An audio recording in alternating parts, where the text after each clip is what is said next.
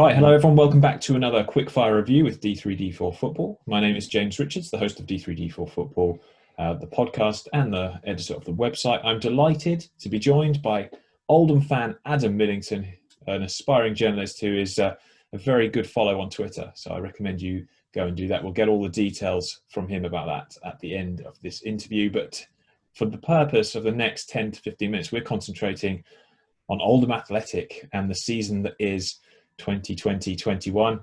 Adam, let's start you off then. How have Oldham Athletic performed against expectations? Probably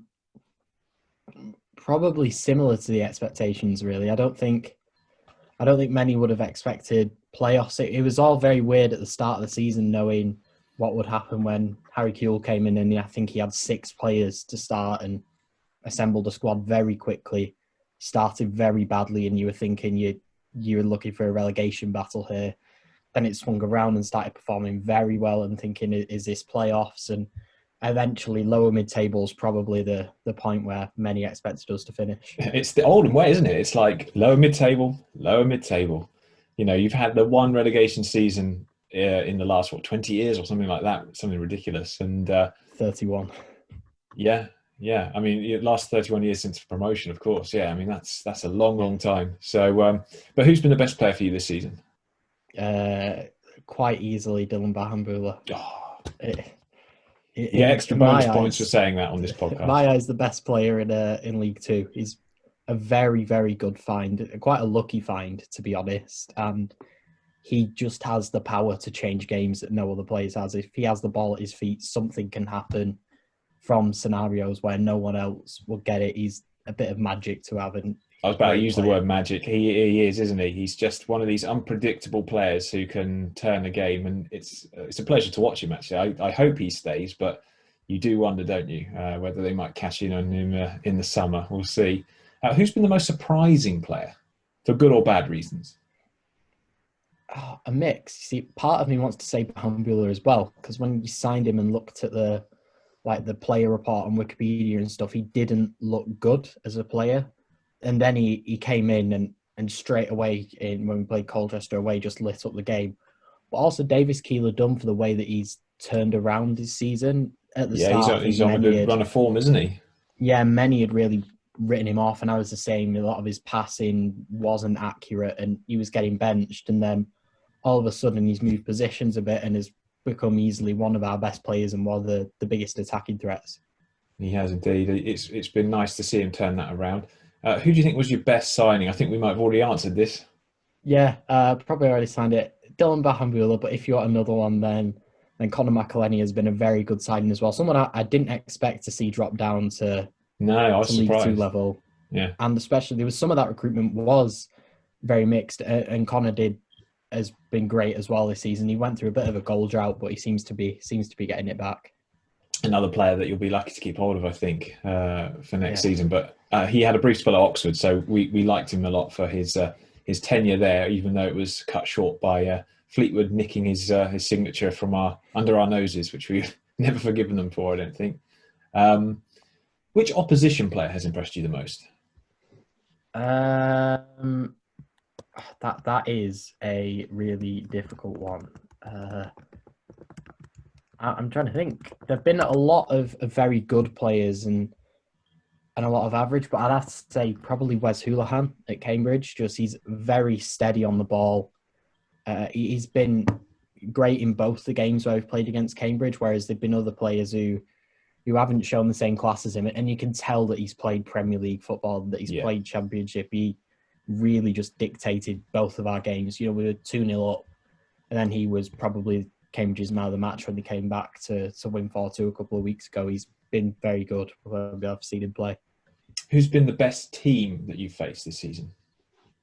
See, probably Cambridge, because weirdly we've performed very well against a lot of the top teams, and the teams at the bottom of the table, it's been marginal, and neither have really performed well. So when we played away to Cambridge, they weren't that good, and we won there. But then their comeback recently was good. I know a lot have been saying that likes of Newport, but we beat them. We did the double over Newport, and Yeah, Cambridge have done well. Forest Green as well have been a good side when we've played them in the past. Yeah. And we've only played them in the one game. Well, actually, the two it was postponed, and I didn't, of course, didn't manage to see the first game because it was snow over the entire thing. But yeah, Forest Green have been good, and Cambridge have also been really good. Which team do you think has been the worst that you've seen against your boys this season? Crawley. How at the start of the season we lost to them, and I have no idea how. It was one of those games where, realistically, when you look back at it, absolutely controlled the game and should have scored more. And Crawley That's why won. George Frankham, their right back, scored a screamer, didn't he? Yeah, I think so. And Yeah. then we won 4-1 last week, and they were very, very poor on Easter Monday. I actually watched that game. Actually, yeah, I thought they were no match for you on the day for sure. What's your most used formation? It's a bit difficult this because you've had two managers now, haven't you? So, which Yeah, one? I'll rephrase it. So, which one would you most like to see used going forward? the 3-4-3 slash 3-4-2-1 at the moment that Keith Curle's using. Harry Curle played it for one game, a three at the back when we played Cheltenham at home, and we beat like top of the table Cheltenham. He did that, and then he reverted back to the others, and you had the defensive issues again. So I thought if he'd have stuck with the formation that proved to do well in the game that we used it, then maybe that would have worked. But it's been much better defensively under that with Keith Curle, and I think we're starting to get the goals back. Losing Danny Rowe did not help, but I've liked it, especially with when Davies Keeler-Dunn plays as a false nine. He's very good in that position, much better than he was in any others. Indeed. And so, what's the worst moment of the season for you? Worst moment of the season, they've been a couple. There was a loss at home to Scunthorpe that was just a bad game. There've been a few of them where you've played and it's just been a really poor game to watch. I thought you might say the sacking of Harry Curle and that deja vu feeling of it all starting over again. Well, yeah, but I guess you're sort of used to it happening, if you know what I mean. You've become numb.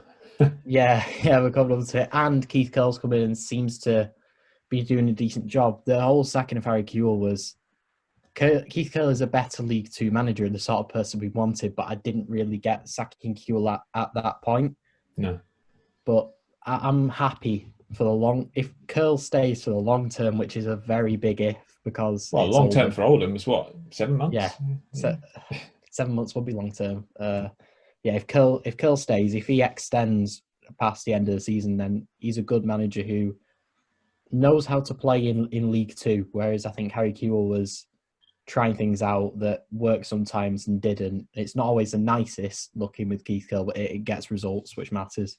Which does matter, yeah. Indeed, in League Two, that will be what defines a manager in a season. What's your best moment of the season?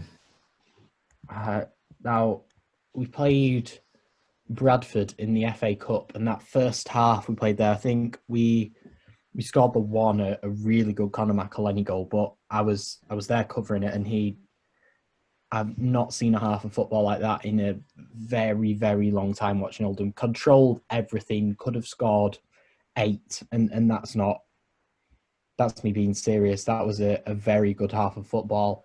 A last-minute winner away to Bolton as well. That was a nice one. It was a weird one for that, being sort of sat in the press box and scoring a last-minute winner and not hearing anything like any difference. That was weird. But there've been a couple of just really strong performances that I've really liked. And if not, then it's Bahombulla's goal away to Tranmere. He's got a couple of good goals, to be honest, a Rose free kick at Exeter as well. But how he did that with his foot to wrap the ball around at Tranmere, I have no idea. It's genius. He's a genius, I tell you. He really is. I know you have been going to matches as a journalist, but in terms of missing match days, what have you missed the most about them? The whole sort of feeling of an away game and a full away day is what I've missed, because I think most Oldham fans will tell you that we don't really care about the home games that much. It's not that good, but every away game, no matter how bad you end up performing, is always a really good day. and that's Yeah, what I I went missed. I down with some remember, of your boys to, I think it was Maidstone in the FA Cup yeah, last season. Oh, under Frankie Bunn that was, and that was a good away yeah, day. That was good. yeah. It's very good. One of the last ones I did was Leighton Orient away before it all stopped, and we had crew and stuff, and the stands bouncing and the entire day. That's what I've really missed. It's so soulless with no one in there. It is. Yeah, it's not good at all, is it? Early, I know, and knowing Oldham, we'll see what happens over the summer. But what are your kind of expectations for next season? If it's very big, if they recruit well, if Keith Curle stays, if you don't lose Dylan Bahambula and others, then see, this is, as an Oldham fan, saying playoffs just sounds like it's never going to I was going happen to say, I because thought it you were going to hasn't in say a lower very mid-table. that it hasn't in a very long time. But yeah, mid-table will probably end up happening. With Oldham, you could just go either way in the season and in League Two. Some of the games that we'd lost under Harry Kewell could have very easily won, performed much better. And it's so marginal. Some of the top of the table teams, I thought we've been better than them when we played them. So it's one of them where it can be a bit of a toss of a coin, really. If Keith Curle stays, if the luck goes your way, you could find yourself storming at the top of the table. Or the luck doesn't go your way and you can be right in it at the bottom. But I'd hope playoffs. I'd hope to keep some sort of consistency under Keith Curle and manage to build. Let's hope so. It'd be nice to see Oldham start to climb the leagues again, or just have a promotion, just one. I mean, I do remember the last one, but I was quite young when it happened, which is, for you young guys who've supported them all your lives, I just don't know how you do it. I really don't. No success at all. No. Final question then. Sum up this season using just 3 words without swearing. Lots of goals. Lots of goals. I like it. That's a really good one. And they've come at both ends of the table. This is very Oldham, isn't it? That the season that you score more than anyone else in the division, you contrive to concede more than anyone else as well. It's the Oldham way. We never score this many. It used to be that we didn't score many at all, but had a very good defence, and it's flipped completely the opposite way from. I remember like with Peter Clark and stuff in the defence, used to have all the best in the league and couldn't score a single goal a game, and now you go into games thinking, oh yeah, actually scoring 4 in a game can just happen.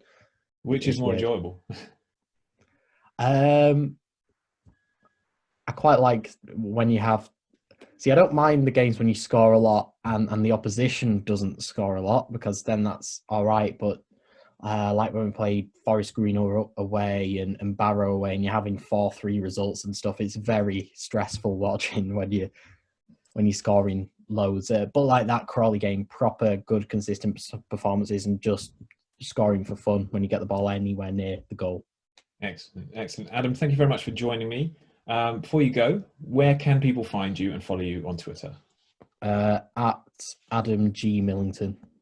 Excellent. I recommend you give him a follow. Aspiring young journalist with a very bright future, I'm sure. Thank you, Adam, for your time today. Thank you for watching this. That was our quick review of the Oldham Athletic 2020-21 season, and hope you join us for more of these as we put them out. Take care, everyone, and I'll see you soon.